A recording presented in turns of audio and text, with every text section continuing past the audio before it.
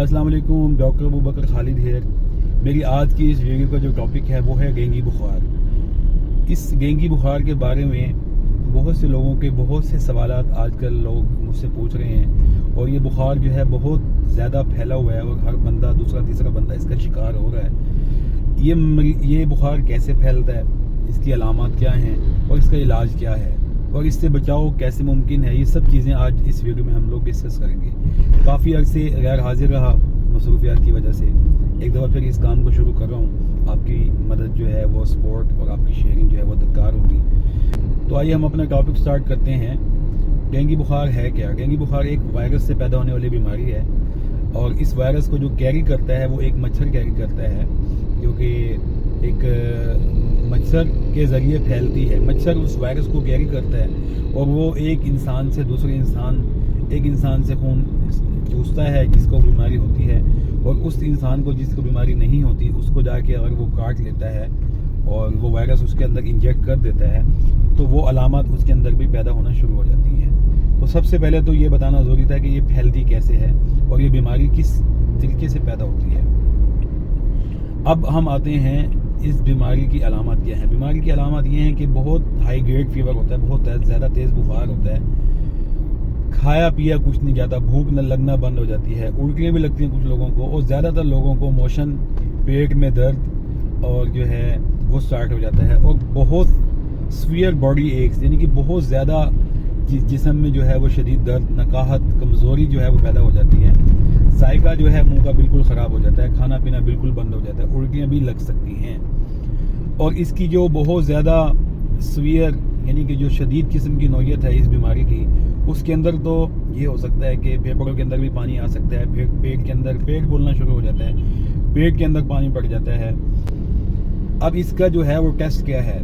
Test जो है इसकी कोई ख़ास लंबा चौड़ा टेस्ट नहीं है। इसके अंदर सबसे पहले हम करवाते हैं सीबीसी के अंदर हमने ये देखना होता है कि इसके अंदर बाईसाइटोपिनिया यानी कि दो किस्म की सेल लाइनें कम हो सकती हैं।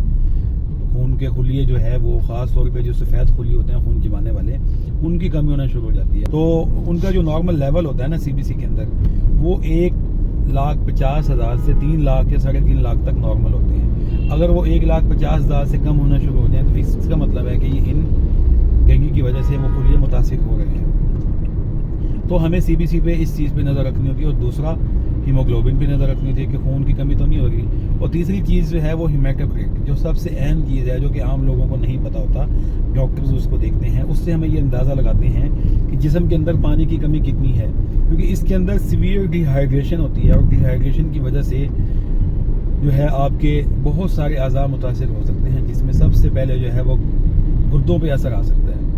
तो डिहाइड्रेशन को प्रिवेंट करने के लिए हमें हेमाटोक्रिट SCT के नाम से सीबीसी के अंदर होता है, उस वैल्यू पे हमें नज़र रखनी होती है। तो डेंगू के अंदर जो है जो इन्वेस्टिगेशन है वो ये होता है कि बाद में हमने चेस्ट एक्सरे, अल्ट्रासाउंड, एब्डोमेन और डेंगू सीरोलॉजी, जिसके अंदर NS1 जो डायग्नोस्टिक टेस्ट है वो भी करवा सकते हैं, और IgG, IgM ये देखने के लिए कि ये पहली दफ़ा हुआ है, ये दोबारा हुआ है, रिकरेंट है, तो ये भी टेस्ट करवाया जाता है। अल्ट्रासाउंड भी करवाया जाता है ये देखने के लिए कि फेफड़ों में या पेट में पानी तो नहीं पड़ गया।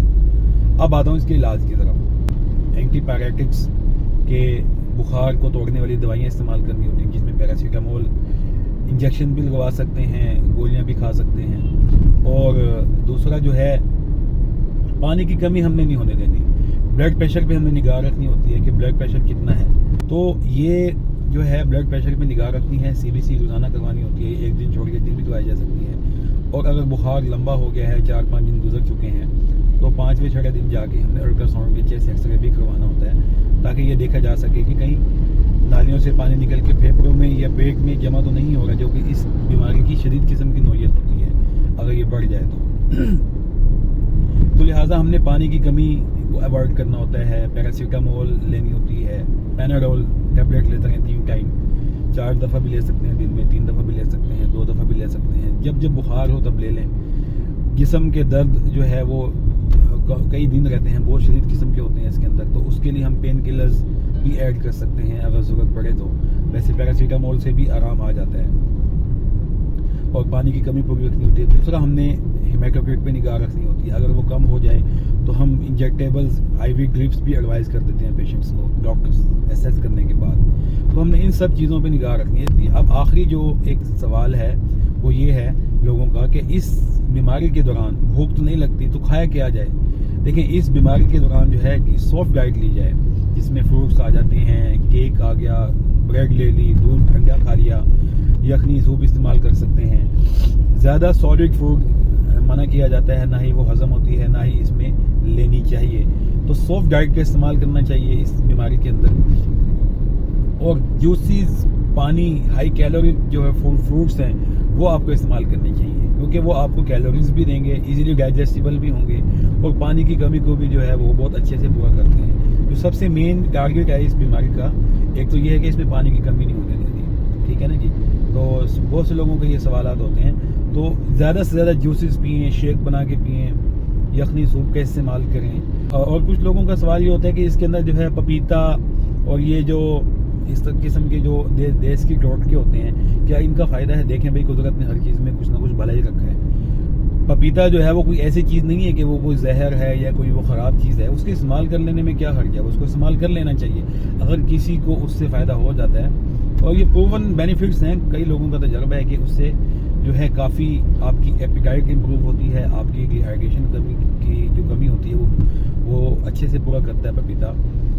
اور پلیٹلیٹس پہ بھی اس کا ایفیکٹ آتا ہے, بٹ میڈیکلی کوئی پروون اس کا کوئی ایویڈنس نہیں ہے ہمارے پاس. تو فروٹ ہے, استعمال کریں اس کو, کوئی اس میں حرج نہیں ہے. اور آخری جو ہے لاسٹ میں یہ لازمی بتانا چاہوں گا کہ ڈینگی جو مچھر ہے جس کے ذریعے یہ وائرس پھیلتا ہے اس سے کیسے بچا جائے. دیکھیں یہ مچھر خاص طور پہ ڈان اور ڈسک کے ٹائم جو ہے یہ زیادہ نکلتا ہے باہر, یعنی کہ طلوع اور غروب کے وقت, سورج کے صبح کے وقت اور عصر کے بعد جو ٹائم ہے مغرب کے ٹائم کا, اس وقت جو ہے یہ بچوں کو کمرے دروازے بند رکھیں, بچوں کو اندر رکھیں, اپنی ہاتھ بازو ڈھانپ کے رکھیں, اور ماسکیٹو ریپیلنٹس یوز کریں. اور گھر میں جو مختلف طریقے ہوتے ہیں, مچھردانیاں ہو گئی یا کوئی ڈیوائسز ہوتی ہیں جو کہ الیکٹریکل, جن کے ذریعے جو ہے وہ فریگرنس سے جو ہے مچھر بھاگ جاتے ہیں, ریپیلنٹس کے طور پہ یوز ہوتے ہیں, وہ بھی استعمال کریں خاص طور پہ صبح کے وقت اور شام کے وقت. اور پرانی جو ایسی چیزیں ہیں جو کہ ڈسکارڈڈ ربڑ ہیں اور چیزیں پڑی ہوئی ہیں کونے خدرے میں, ان کو جو ہے وہ ڈسکارڈ کریں. اور پانی جمع نہ ہو دیں, خاص طور پہ صاف پانی جو کہ ریفریجریٹرز, اے سی اور یہ پودوں کے اندر جو پانی کھڑا ہوتا ہے صاف پانی, اس کے اوپر یہ مچھر جو ہے خاص طور پر جو ہے وہ نشو نما پاتا ہے. تو ان جگہوں کا خاص خیال رکھیں, ان جگہوں کو خالی رکھیں. آپ کے گھر میں ڈسپینسر ہے, فریج ہے, اے سی ہے, اس کی جو ڈرینیجز ہیں ان کو فوراً کلین کریں, پانی وہاں پہ جمع نہ ہونے دیں. امید ہے یہ ویڈیو آپ لوگوں کو بہت فائدہ دے گی, اور اس کو ان لوگوں تک لازمی شیئر کریں جن کو اس کی ضرورت ہے. اور چینل کو سبسکرائب کرنا مت بھولیے گا, اور کنیکٹڈ رہیے گا. میں ایک دفعہ پھر حاضر ہوں گا آپ کے ساتھ ایک نئی ویڈیو کے ساتھ, ایک نئے اویئرنیس, ہیلتھ اویئرنیس کے ٹاپک کے ساتھ. السلام علیکم.